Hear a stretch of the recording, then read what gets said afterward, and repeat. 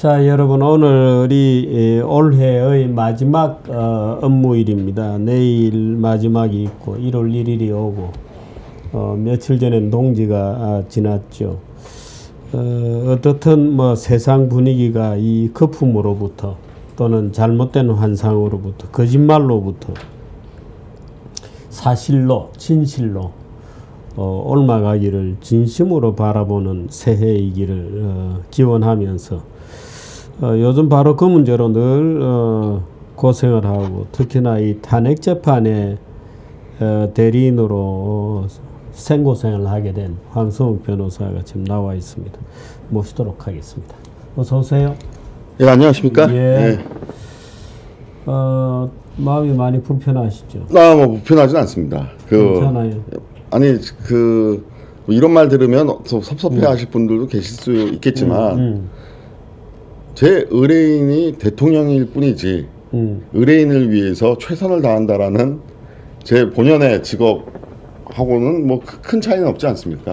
예, 그러니까는 어떤 사건이든지 그 의뢰인이 문제는 이제 대통령이잖아요. 예.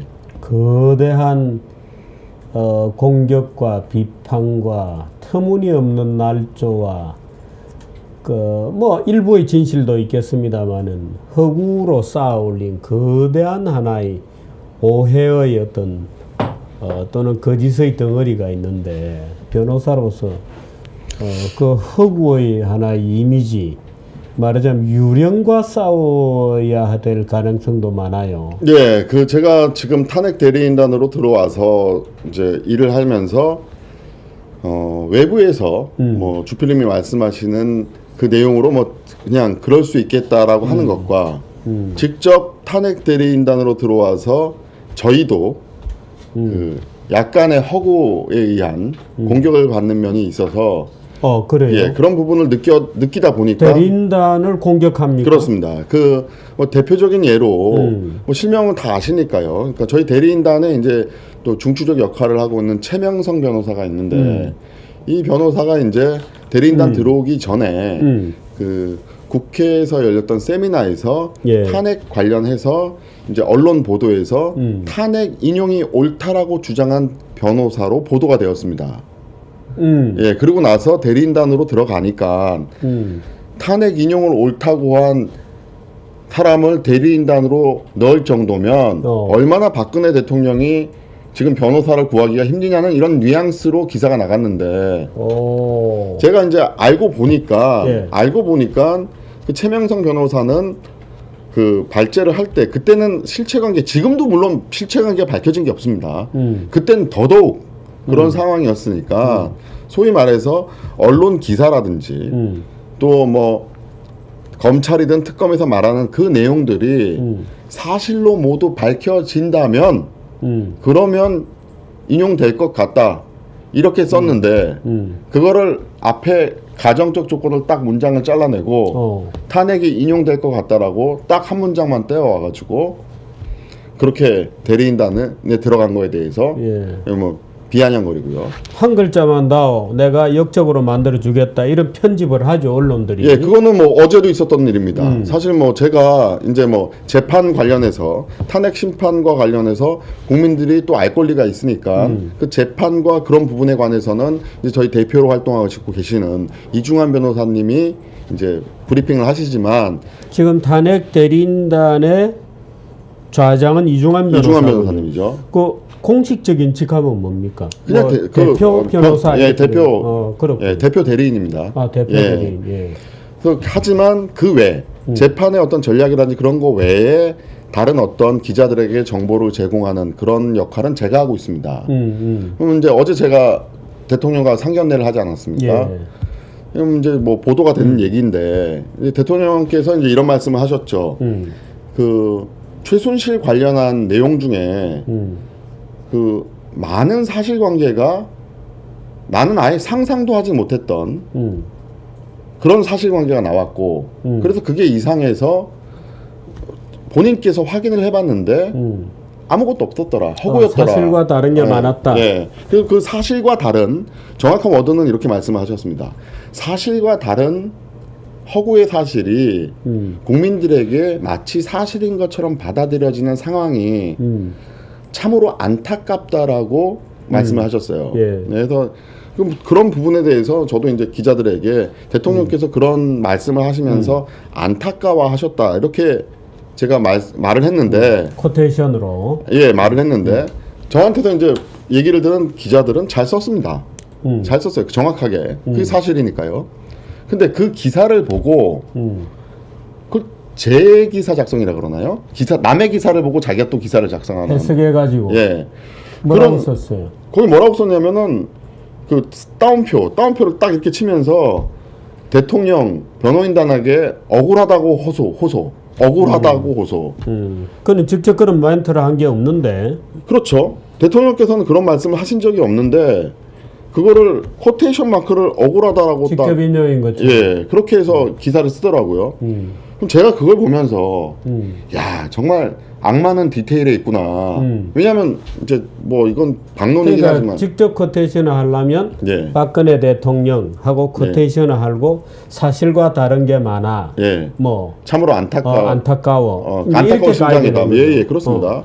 근데 그거를 살짝 바꿔가지고 마치 비슷한 것인 것처럼 하면서 뭐 억울하다. 예. 뭐 이제 이렇게 쓰는 거죠. 그 뉘앙스가 마치 억울하다라는 표현을 써버리면 저는 개인적으로 그렇게 느꼈습니다. 억울하다고 써버리면 이건 마치 죄인이 억울하다고 우부짖는 뉘앙스가 보이고 그 제가 이제 뭐 이건 뭐 다시 말씀드리지만 정규제 뉴스에서는 제가 대리인단의 입장을 공식적으로 대변하는 입장은 아니고 그냥 황성우 변호사 입장에서 얘기를 하는 거지만 제가 봤을 때 박근혜 대통령은 직무정지를 당하셨지만 여전히 국가를 걱정하고 있고 대통령 신분을 여전히 유지하고 계시니까요. 예. 그 신분에 걸맞는 품격을 갖추고 계셨어요. 예, 그래서 그 워딩 자체도 제가 볼 때는 참으로 대통령답다라는 개인적인 느낌을 받았는데 예. 그 말을 딱 비틀어가지고 보도를 하는 순간 대통령의 품격은 사라지죠. 그러니까 말하자면 박근혜 대통령의 특유의 예. 그 품위가 있죠. 예. 근데 그 이미지가 싹 없어지는 거죠. 그렇습니다. 그러면 적어도 저한테서 들었더라면 뭐 황성우 변호사가 따르면 박 대통령은 이러이러한 취지로 말씀을 하셨다고 한다 이렇게 쓰던지 아니면 제가 부른 워딩을 그대로 따옴표를 따든지 주든지. 그 갑자기 난데없는 억울하다라고 변호인단에 아니 지난번에 그 왜 제가 한번 지적을 했지만 그 며칠 전에 왜 무슨 전화입니까? 아닙니다. 예. 며칠 전에 왜 저 하태경이가 질문을 하고 누가 답변하요? 누가 답을 했나요? 예. 누가 답을 했나요? 그 하태경이가 질문을 이렇게 한 거예요. 최순실에 대해서 어떻게 느꼈냐? 박근혜하고 공동정권이라고 박근혜 최순실의 공동정권이라고 느끼지 않았냐 하고 이제 막 답을 하면 예 그렇게 느꼈습니다 하고 이제 마지못해 답을 하잖아요. 그날 중앙일보 제목이 누구누구 직접 코테이션 따고 박근혜와 공동정권이었다고 썼어요. 그러는 애들입니다. 요즘 애들이. 거의 뭐 그런 수준인 것 같습니다. 완전히 창작하는 거지. 그러니까 아니 며칠 전에 왜 최순실이가 감옥 그 뭐 거기에서 뭐 종신형 각오하고 있다 이런 말이 있잖아요. 그것도 국회의원이 시킨 말이에요. 야, 너 종신형 받아도 싸다고 생각 안 하냐? 그렇게 생각 안 하냐? 그러니까 예, 뭐 종신형 받아도 싸다고 생각합니다. 그 최순실 종신형 받아도 싸. 그 직접 코테이션으로. 그 국회의원이 물으니까 답한 건데. 그 전형적인 유도 신문에 따른. 그렇죠. 그 거짓말이죠. 그러니까 아주 살짝 비틀어 가지고 진실을 가리고 거짓말로 가공의 세계를 만들어내는데 대한민국 언론들이 지금 전부 미쳐 있는 거예요. 그래서 저는 말씀하십시오. 그래서 어제 대통령 만나 보니까 어떤 느낌 들었어요? 처음 만나? 아니 저는 처음 만나 뵙고요. 뭐 다른 변호인들은 핵심 변호인들은 그러니까 전 나중에 들어갔으니까요. 좀 추가로 들어갔으니까 저는 처음이었습니다. 근데 이제 저는 뭐 제가 받았던 느낌은 어쨌든 대통령께서 평정심을 가지고 계시고 있고, 그리고 만약에 일반인들 같았으면 만약 저 같았을 경우는 아마 화병으로 아마 알아놓았을 것 같은데, 대통령께서는 그야말로 여전히 대통령으로서 국가를 계속 걱정하고 있고 네. 변호인단하고 말씀하시는 와중에도 이 국정에 관한 걱정 어린 말씀을 하신 게 참 인상적이었습니다. 그리고 뭐 어떤 얘기로 국정을 걱정하셨어요? 경제 문제라든지 어. 그다음에 뭐 지금 상황이 어찌 됐든 간에 잘 이끌어 나가야 된다라는 그런 말씀도 하신 것 같고 그다음에 이제 변호인단들이 이제 여러 명이 있으니까요. 자세한 말은 못 나눴고 이제 쟁점에 관련된 부분은 그렇게 오간 것은 없습니다. 그래서 그거는 아마 재판 전략 이런 걸 근데 박근혜 대통령이 그런 걸 잘 안 해요, 체질적으로. 일반적인 그런 얘기하는 것을 오히려 부끄럽게 여기고. 그런 부분은 아마 저희 대리인단하고 나중에 아마 본격적으로 또 말씀 나눌 기회가 있겠지만 어제 자리에서는 어쨌든 변호인들한테 고마움을 좀 표시하셨고, 그런 자리였습니다. 근데 이제 사람들이 다 욕할 텐데 와줘서 고맙다 이런 그런 거죠, 사실. 이런 뉘앙스 있었나요? 그런 거죠.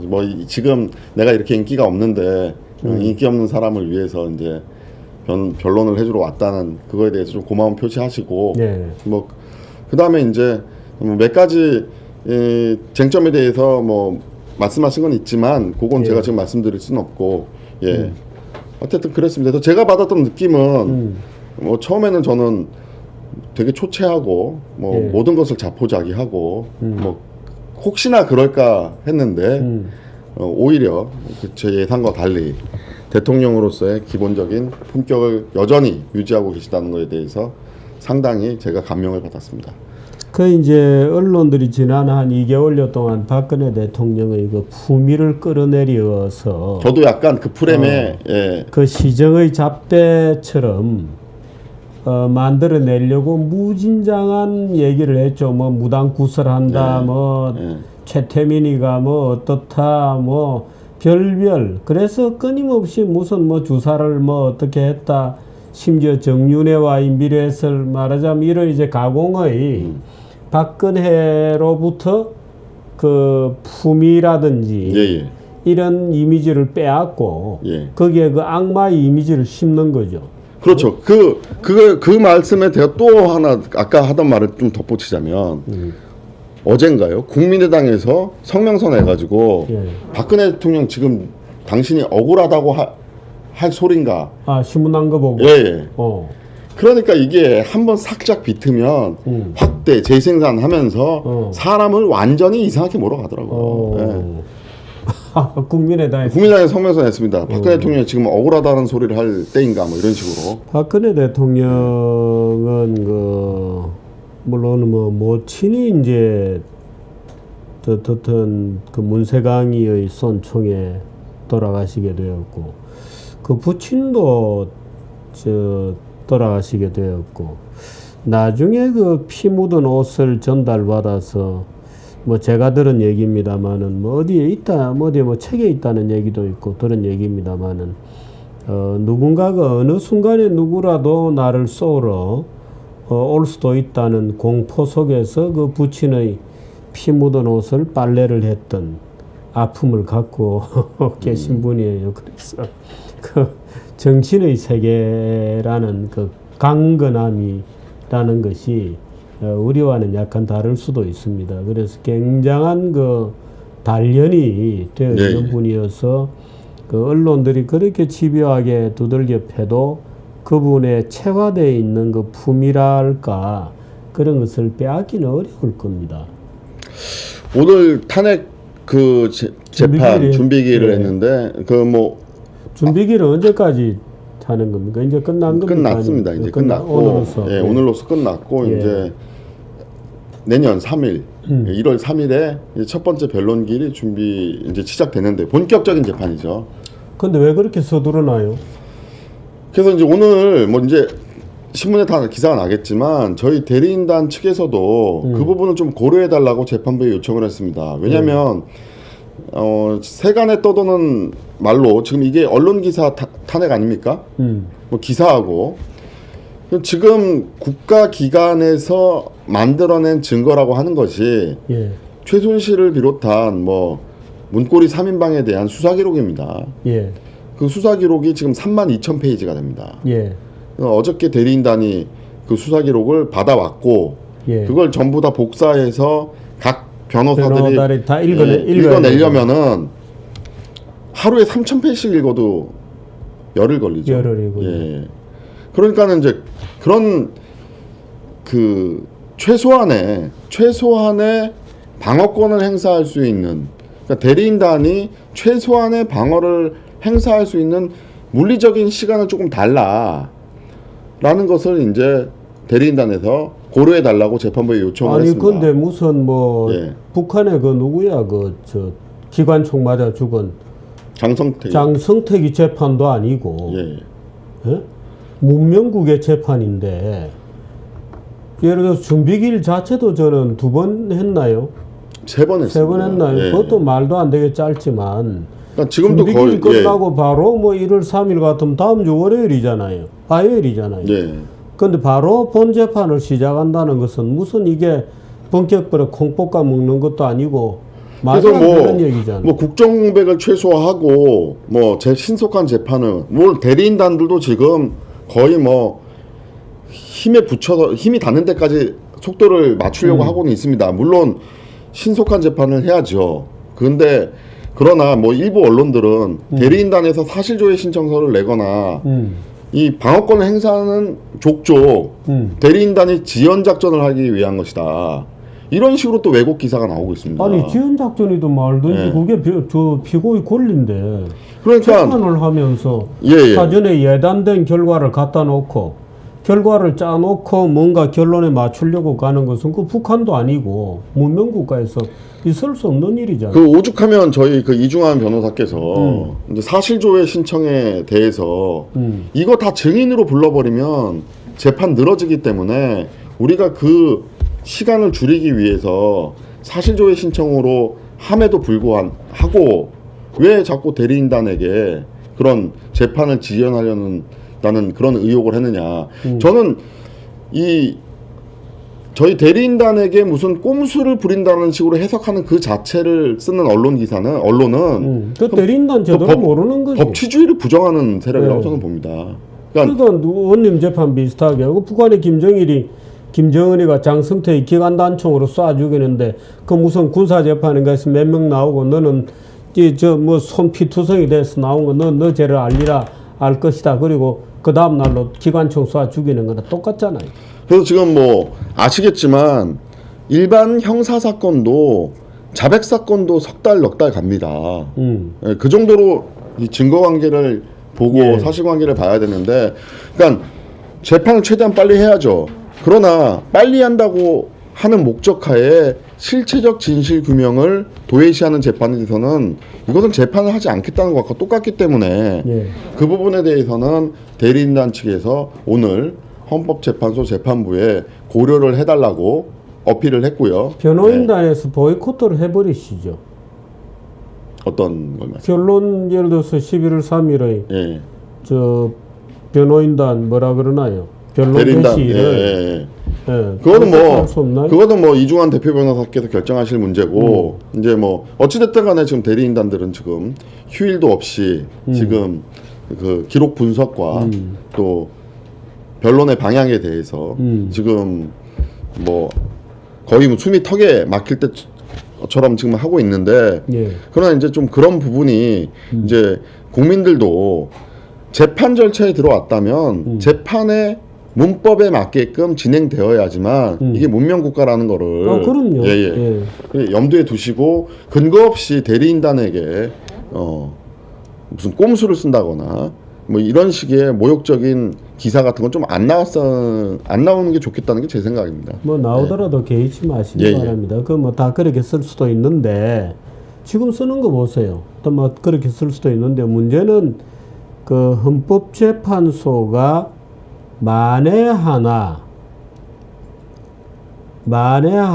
정치적 음모의 공범자가 될 수도 있어요. 저 잘못하면 그렇잖아요.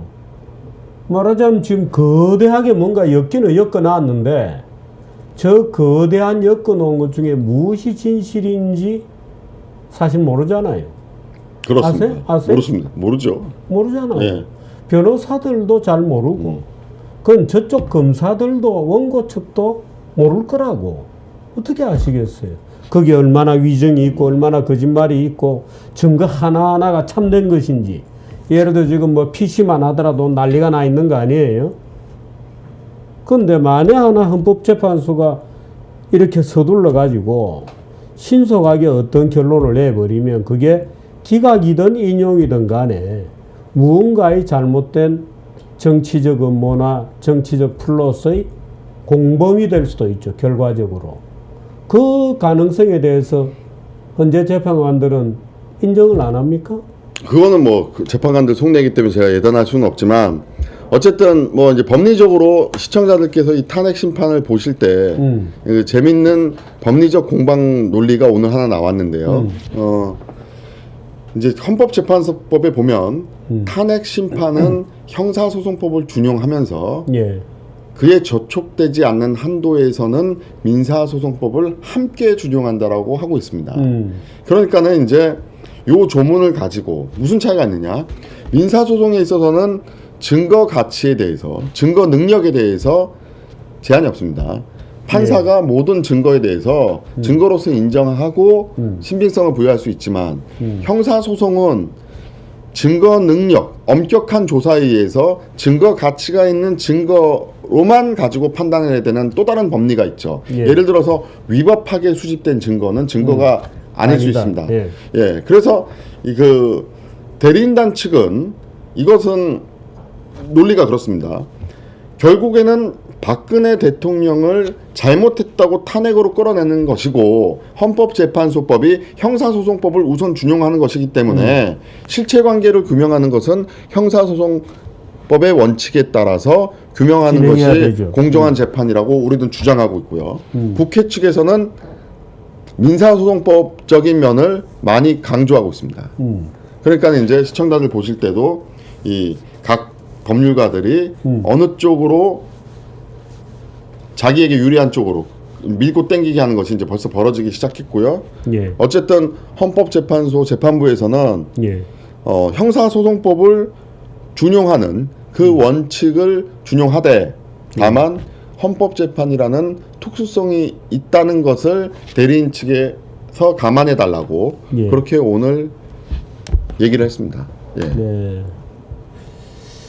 어떻든 뭐 황변 열심히 뭐 워낙 성격이 열심히 하는 성품이니까 열심히 하겠습니다만은 역사적 재판이므로 이 역사적 재판이라는 것은 예를 들어서 그 한 번 거대한 거짓말이 만들어지면 마치 그 에밀 졸라가 그랬던 드레피스 사건에서 그랬던 것처럼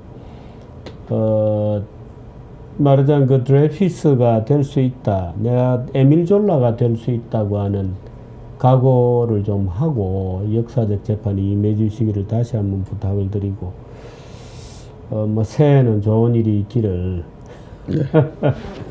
또 대통령을 만나 보셨다고 하니까 다행히 대통령이 그 품위를 잃지 않고 있다고 하는 점을 들으니까 저기 또 안심도 되는군요. 그 원래가 이 언어가 원래 언어가 굉장히 공식적 언어를 쓰시는 분입니다. 말하자면 문어체 언어를 쓰는데 굉장히 익숙해져 있어서 사실은 그 박근혜 대통령의 그런 어투가 지금의 많은 혼란을 불러내기도 했어요. 왜냐하면 그 비서관들조차도 박근혜 대통령이 비서관들에게도 굉장히 공식적 언어를 써요. 말하자면 그대로 글로 써도 문어가 되는, 말하자면 우리 흔히 일본말로 혼내가 있고 다테마이가 있고 또는 표현하는 방법이 있고 생각하는 방법이 다른데 박근혜 대통령은 아주 친한 사이에 자기 비서들에게 얘기할 때도 굉장히 공식적인 언어를 씁니다. 그러니까 대통령에게 유보되어 있는 사적 영역에 대한 관심이 굉장히 오히려 증폭되는 거죠. 그러면 내게도 대통령이 공식적인 언어를 쓰면 대통령이 도대체 너, 나, 제가 이렇게 얘기하지 않고 너, 나, 밥 먹자 식사하십시오 이렇게 얘기 안 하고 야 밥 먹자 이렇게 얘기하는 상대는 누구일까에 대한 굉장히 오히려 역설적인 집요한 궁금증이 있어 왔던 거죠. 예. 그러니까 이제 지금 그 모든 것을 때려 엎어 가지고 말하자면 박근혜의 사적 공간이 거대하게 있었을 거라고 지금 사람들이 전부 생각하는 거거든요. 근데 사실은 박근혜 대통령 원래 그렇게 얘기하는 분이에요.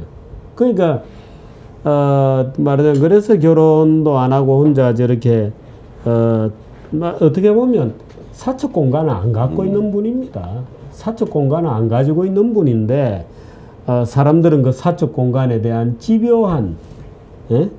그게 나는 아마 여자 대통령이기 때문에 더 궁금한 아주 유치한 형태의 궁금증, 아주 저질적 궁금증이 작동한 것이 이번 사건에 일조를 했다고 봅니다만은 어떻든 이 황변이 좀 열심히 해주세요. 알겠습니다. 그럼 뭐 저는 제가 좀 대바라져서 그런지는 모르겠지만 오히려 대통령 뵙기 전까지는 상당히 좀 딱딱하고 그 뭔가 거리감이 있다라는 느낌을 받았는데 막상 뵙고 나서 대화를 해보니 뭐 그 형제 많은 집안에 막내가 제일 큰 누나에게서 느끼는 뭐랄까요 따뜻함이랄까요. 그런 걸 느꼈다면 그런 게 좀 느껴지더라고요. 예. 다행이군요. 어쨌든 역사적 재판인데 열심히 해주시기를 다시 부탁드립니다. 예, 좋은 감사합니다. 꿈을 꾸시기 바랍니다. 예, 새해 복 많이 받으십시오. 연말인데 새해 복 많이 받으십시오. 예, 건강하십시오. 고맙습니다. 예. 예.